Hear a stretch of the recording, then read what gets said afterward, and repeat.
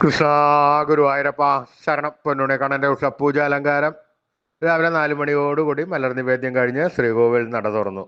പൊന്നുണി കണ്ണൻ അതാ ശ്രീലകത്ത് പുഞ്ചിരിച്ച് നിൽക്കണ്. നെയ്വിളക്കുകളെല്ലാം നിറഞ്ഞു കത്തണുണ്ട്.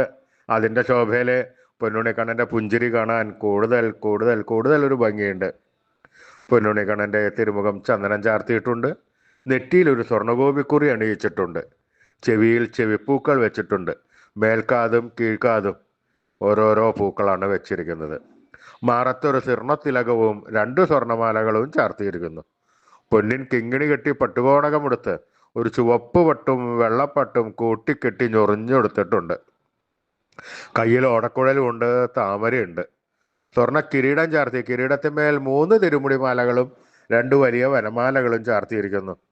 അങ്ങനെ സുന്ദരനായി പുഞ്ചിരിച്ച് നിൽക്കുന്ന സച്ചിദാനന്ദ കട്ടയെയാണ് നട തുറന്ന സമയത്ത് ഭക്തന്മാരെല്ലാവരും കാണുന്നത്. അവർക്ക് സന്തോഷത്തിൽ ആനന്ദത്തിൽ ആറാടി ആ പൊന്നുണ്ണി കണ്ണന്റെ തിരുനാമങ്ങളും ചൊല്ലി കണ്ണന്റെ അടുത്തേക്ക് അതാ ഓടി ഓടി ഓടി ഓടി പോണു. ആ സോപാനപ്പടിയിൽ നിന്ന് കണ്ണനെ കൺകുളിർക്ക കണ്ട് ആ കണ്ണന്റെ തൃക്കാൽക്കൽ വീണ് നമസ്കരിക്കണോ, പ്രാർത്ഥിക്കണോ. കണ്ണൻ അവരെ എല്ലാവരെയും അനുഗ്രഹിക്കണോ. ആ സുന്ദര രൂപം നമുക്കും നമ്മുടെ മനസ്സിലേക്ക് ഒന്ന് ആവാഹിച്ചാലോ? എല്ലാവരും നല്ലപോലെ പ്രാർത്ഥിച്ചോളൂ. പൊന്നിൻ കിങ്ങിണി കെട്ടി പട്ടുകോണകമെടുത്ത് ചുവന്ന പട്ടും വെള്ളപ്പട്ടും കൂട്ടിക്കെട്ടി ഞൊറിഞ്ഞുകൊടുത്ത് കയ്യിൽ ഓടക്കുഴലും താമരയും പിടിച്ച് സർവാഭരണ വിഭൂഷിതനായി നിന്ന് പുഞ്ചിരിക്കുന്ന ആ സച്ചിദാനന്ദ കട്ടയുടെ രൂപം എല്ലാവരും മനസ്സിൽ വിചാരിക്കുക. നല്ലപോലെ വിചാരിച്ചോളൂ. ആ പൊന്നുണ്ണി കണ്ണനതാ നമ്മുടെ മനസ്സിൻ്റെ ഉള്ളിലേക്ക് അതാ കയറി വരണു. ആ പൊന്നുണ്ണി കണ്ണൻ അവിടെ എത്തിക്കഴിഞ്ഞാൽ ആ കണ്ണനോട് കൂട്ടിപ്പിടിച്ച് അവിടെ നിർത്തി അവിടെ പ്രതിഷ്ഠിച്ച് ആ കണ്ണനുമായി കുറച്ചു നേരം സംവദിച്ച് ആ കണ്ണനെ ഒന്ന് കൊഞ്ചിച്ച് ലാളിച്ച് ഒരു മുത്തം കൊടുത്ത് ആ കണ്ണന്റെ തൃക്കാൽക്കൽ വീണ് നമസ്കരിക്കാം, പ്രാർത്ഥിക്കാം.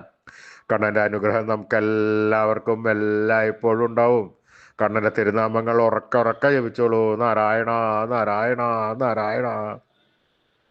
സ്നേഹത്തോടുകൂടി ഭക്തിയോടുകൂടി വിശ്വാസത്തോടുകൂടി കണ്ണന്റെ തിരുനാമങ്ങൾ ഉറക്ക ജപിച്ചു കഴിഞ്ഞാൽ കണ്ണൻ അത് കേൾക്കും. കേൾക്കാതിരിക്കാൻ കണ്ണന് പറ്റില്ല. അത് കേട്ട് കഴിഞ്ഞാൽ ആ കണ്ണൻ നമ്മുടെ അടുത്തേക്ക് അങ്ങോട്ട് ഓടി വരും. നമ്മുടെ ഒക്കത്തൊക്കെ ഒന്ന് കയറിയിരുന്ന് നമുക്കൊരു മുത്തം തന്ന് നമ്മൾ കൊടുത്ത സ്നേഹത്തിന്റെ 10 മടങ്ങ് ഇരട്ടി സ്നേഹം കണ്ണൻ നമുക്ക് തരും. പിന്നെ വേണ്ട സമയത്ത് വേണ്ടതെല്ലാം വാരിക്കോരി തന്ന് കണ്ണൻ നമ്മളെ അനുഗ്രഹിക്കും. അപ്പം എല്ലാവരും സ്നേഹത്തോടു കൂടി കണ്ണനെ വിളിച്ചോളൂ. നാരായണ നാരായണ നാരായണ നാരായണ. കൃഷ്ണായ വാസുദേവായ ഹരേ പരമാത്മനെ പ്രണതക്ലേശനാശായ ഗോവിന്ദായ നമോ നമ. കൃഷ്ണായ വാസുദേവായ ഹരേ പരമാത്മനെ പ്രണതക്ലേശനാശായ ഗോവിന്ദായ നമോ നമ. കൃഷ്ണായ വാസുദേവായ ഹരേ പരമാത്മനെ പ്രണതക്ലേശനാശായ ഗോവിന്ദായ നമോ നമ.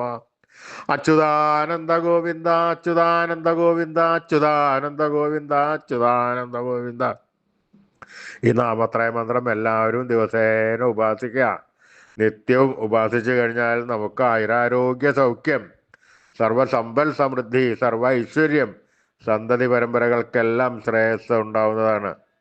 ഋഷീശ്വരന്മാർ തലമുറകൾ കൈമാറി തന്ന ഈ അമൂല്യനിധി നമ്മൾ വിട്ടുകളയരുത്.